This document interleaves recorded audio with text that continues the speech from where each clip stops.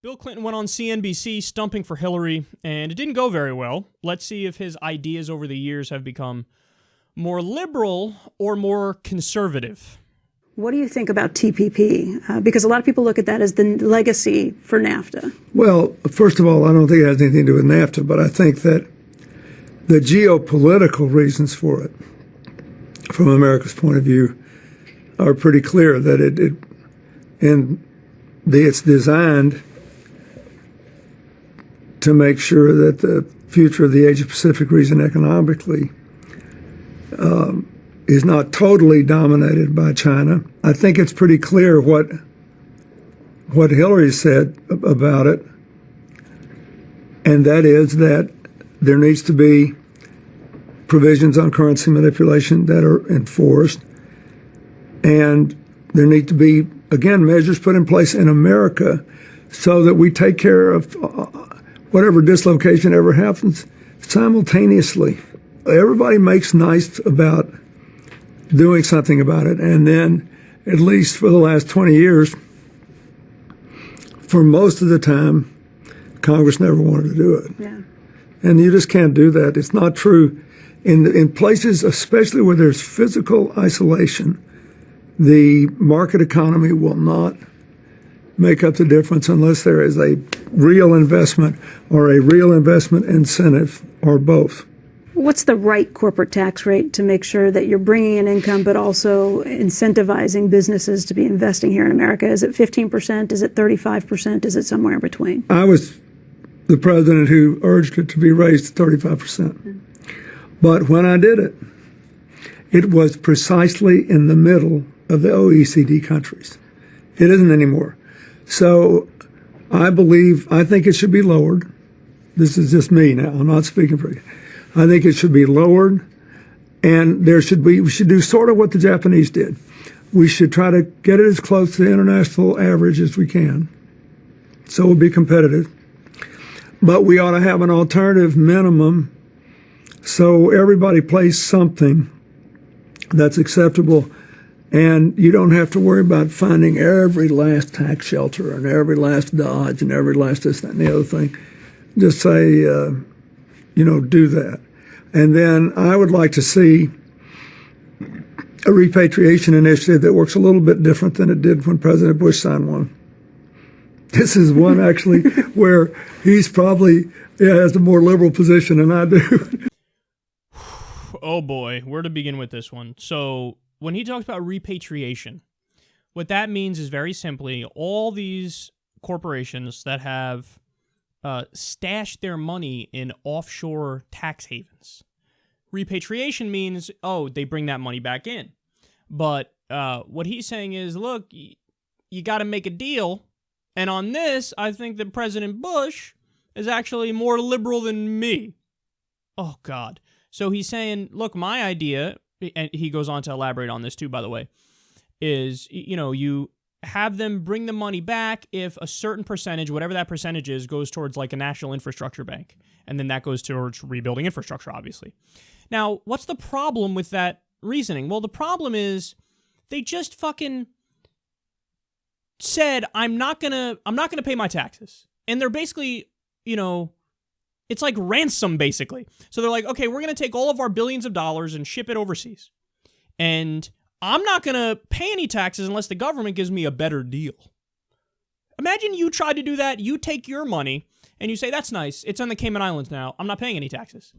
They would just fucking arrest you. That's what would happen. When a multinational corporation is like, oh, God, what are we going to do? I guess they have extra rights. It's not even that they're viewed as humans. It's worse than that. They have more rights than you do. So they just stash their money overseas and they go, I'm not bringing it back until the government lets me keep most of it. So, the corporate tax rate, they say it's the one of the highest in the modern world on paper, but that's just the nominal rate. The effective rate, which is what people actually pay, is one of the lowest in the modern world. It's between 12% and 15%. So, but they say, the corporations say, no, that's not good enough. I want to keep it all. I want to keep it all. I want to keep it all. And under, Bill Clinton's ideology here, he'd say, well, look, they'd probably almost keep it all. Maybe I'd make them take pay a 2% tax, a 3% tax, maybe a 5% tax, and put that towards a national infrastructure bank, and then they get to keep the rest. So in other words, if you throw a temper tantrum long enough and you break the law long enough and hide your money overseas, well, then the government gives you a break if you're powerful enough. Again, you try to do that, your ass will be in jail. Corporations try to do that. They're cheating, revenue from the government. They're not paying their taxes that everybody else would have to pay. They get to hide it, and then they get away with it, and then they get to cut a deal. So he's saying repatriation. Even George W. Bush is more liberal than me on that one. Then he says, look, I didn't put words in his mouth. He said it. I want to lower the corporate tax rate. Again, I just explained to you. On paper, it's one of the highest in the modern world. The effective rate is one of the lowest in the modern world.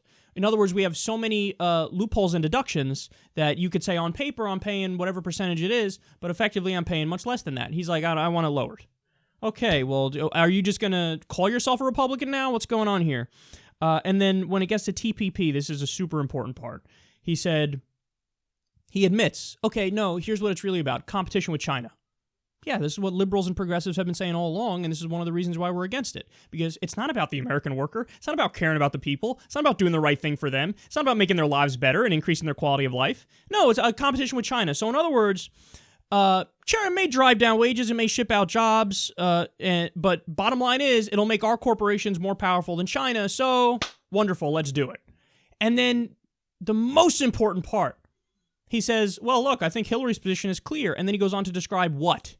He doesn't say she's against it, and that's the end of the conversation. What am I going to do? No, what does he say? He says, well, there's certain provisions on currency manipulation you got to tweak and blah, blah, blah, blah, blah. So in other words, she ain't against it. I told you this is what she's going to do. You know this is what she's going to do. She's going to get in there, and she's going to go, no, it's cool. I'm not for TPP.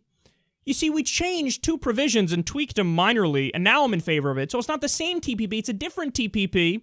So, a completely new bill, I'm for it. That's what's going to happen. I guarantee you that's what's going to happen. We know this is what's going to happen. This is why she pushed for it 45 times before. It's not like she's actually against it now. She's against it because she feels like she has to be to get fucking elected. She has to say that to get elected. Terry McAuliffe, one of the Clintons' closest friends, admitted at the DNC, yeah, I think she's for it. You just got to change a few things. Exactly, that's what we've been saying. So, this is why we don't trust you. This is why we don't trust the Clintons.